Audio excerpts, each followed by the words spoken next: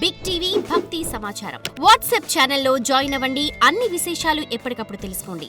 8వ రోజు అమ్మవారి అవతారం ఏ విధంగా ఉంటుంది, అలాగే పెట్టవలసిన ప్రసాదాలు ఏంటి గురుగారు? అలానే మనకి 8వ రోజు వచ్చేసి దుర్గామాత. ఆ రోజు మూల నక్షత్రం కూడా ఉంటుంది. దుర్గామాత ఆ రోజు పుట్టినరోజు కూడా చేస్తూ ఉంటాయి చాలామంది. మరొకటి ఏంటంటే ఆ భవానీ మాలలు వేసుకున్నారు కూడా కొంతమంది చాలా వరకు ఆ రోజున విరమణ చేసుకుంటారు. మాల విరమణ కూడా అదే రోజు చేసుకునేదానికి ఉంటుంది. అలా కాని వాళ్ళు కూడా దర్శనానికి అనేది బారులు తీరి ఉంటారు. కొన్ని ప్రాంతాల ఆలయాల్లో అయితే, అమ్మవారి ఆలయాల్లో అయితే, ప్రసిద్ధి చెందినటువంటి అమ్మవారి ఆలయాల్లో అయితే ఈ భవానీ స్వాములు కూడా ఆ రోజు కొంచెం ఆహ్లాదకరంగా ఉంటుంది, ప్రత్యేకత ఆ రోజున. అయితే ఆ రోజున పూజించేటువంటి విధానం, ఆ రోజు దేనికి పూజించాలంటే, ఇప్పుడు మనలోని ఒక ధైర్యం ఉండదు. ప్రతి ఒక్కరిలో ధైర్యం ఉండాల్సిన లేదు. 10 మందిలోకి వచ్చి మాట్లాడేటువంటి శక్తియుక్తులు అందరిలో ఉండవు. అయితే అలాంటి వారు, భయపడేటువంటి వారు, అలానే గాలి చోకి హిప్నటైజింగ్ చేసేటివారు, భార్యాభర్తలు విడిగా ఉండేసి ఎందుకు విడిపోయారో తెలియనటువంటి వారు, అంటే ఇద్దరి మధ్య సంకేత భావం లేనివారు, అని ఇద్దరి మధ్య సంకేత భావం, గొడవలు ఆడుకోవటం, ఇంట్లో చిరాకులు పట్టుకోవటం, ఎప్పుడు ఇంట్లో ప్రశాంతత ఉండలేకపోవటం, ఏది సాధించుకోలేకపోవటము, ఏ రంగంలో అడుగుపెట్టినా లాస్ అయిపోవటము, అందరూ వీళ్ళని మోసం చేయటము, మోసపోవటము, డబ్బులు ఇచ్చి రాకపోవటము, ఇలాంటి వాళ్ళు చాలామంది ఉంటారు. మోసపోయే వాళ్ళు చాలామంది ఉంటారు. మోసం చేసే వాళ్ళు తక్కువ మంది ఉన్నా మోసపోయే వాళ్ళు చాలామంది ఉంటారు. ఇదే పనిగా ఉంటారు చాలామంది చేయటానికి. కాబట్టి వారందరికీ కూడా ఈ దుర్గామాత రోజున, దుర్గా అవతారం రోజున, ఈ దుర్గామాత అవతారం రోజున కనుక ఖచ్చితంగా వారు పూజించగలిగితే వారికి అభయహస్తంతో కాపాడుతూ ఉంటుంది. వెళ్ళవేళడ మన వెనక ఏదో తెలియని ఒక రూపంతో షాడో ఉంటుంది మనల్ని కాపాడుకుంటూ. కాబట్టి ఆ రోజున ప్రతి ఒక్కరు కూడా వీలైనంత వరకు చెప్పులు కూడా ధరించుకోకుండా ఉంటే మంచిది. ఓకే, ముఖ్యంగా 8వ రోజు దుర్గామాత అవతారం రోజున చెప్పులు ధరించకుండా ఉంటే చాలా మంచిది. వీరు చేయవలసిన దీక్షలో ఒక భాగం చెప్పులు ధరించకపోవడం.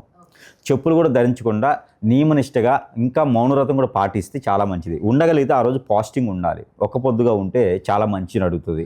అలానే ఈ బ్రాహ్మీ ముహూర్తులను స్నానమాచరించి అప్పటి నుంచి సాయంత్రం ఉదయించేటువంటి చంద్రుడి వరకు కూడా వీరు ఒక్క పొద్దు అనేది నియమంగా పెట్టుకోవాలి. అలా చేసినట్టయితే వీరికి అష్టైశ్వర్య ప్రాప్తి కలుగుతుంది. వీరిలో ధైర్యం, చైతన్యం అన్నీ వస్తాయి.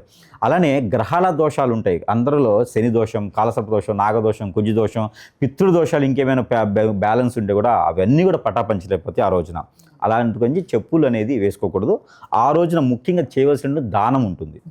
ఆ దానాలు ఒకటి ఏంటంటే, ఎవరైనా బయట అడుక్కునే వారికి ఒక 3 లేదా 4 దుప్పట్లు దానం చేయాలి. దుప్పట్ల దానం చేస్తే వీరికి ఉన్నటువంటి గ్రహాల దోషాలన్నీ కూడా పటాపంచలేకపోతాయి. ఖచ్చితంగా అందరూ గుర్తుపెట్టుకోవాలి.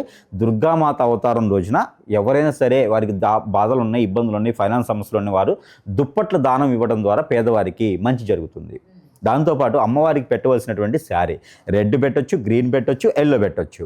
ఈ 3 కలర్లో ఏదైనా అమ్మవారికి శారీ అనేది సమర్పించుకోవచ్చు. గాజులు కానీ, అలానే ఇంకా తాంబూల నైవేద్యం అనేది కూడా సమర్పించుకోవచ్చు. ఇకపోతే అమ్మవారికి ఆ రోజున పొంగలి నైవేద్యం పెట్టాలి. బెల్లం పొంగలి అంటారు. అది మనకి ఈ బ్రౌన్ కలర్ ఉండేటువంటి బెల్లం ఉంటుంది, బియ్యం ఉంటాయి, ఒంటి పొట్టు బియ్యం అంటారు, అంటే మనకి ముడి బియ్యం అంటారు. ఆ ముడి బియ్యం కానీ లేదా చిరుధాన్యాలు ఉంటాయి, సజ్జలు, రాగులు, జొన్నలు, కొర్రలు ఇలా ఉంటాయి అన్నమాట. ఈ చిరుధాన్యాలతోనే బెల్లం కలిపేసి పాలు పోసి వండినటువంటి నైవేద్యాన్ని అమ్మవారికి సమర్పించుకోవాలి. ఇలా సమర్పించినటువంటి నైవేద్యం ఎవరైనా తినొచ్చు. ఆ విధంగా చేస్తే అమ్మవారి యొక్క కృపా కటాక్షాలు ఖచ్చితంగా ఈ ప్రేక్షకుల మీద ఉండేసి వారిని అన్ని రకాలుగా ఇబ్బందులు లేకుండా వృత్తుల్ని చేసేదానికి, అన్ని రకాల దోషాలు పోయేదానికి ఆవిడ సహకరిస్తుంది, దీవిస్తుంది. ఆవిడ కృపా కటాక్షాలు ప్రతి ఒక్కరి మీద ఉంటాయి. For more videos like this, subscribe Big TV channel.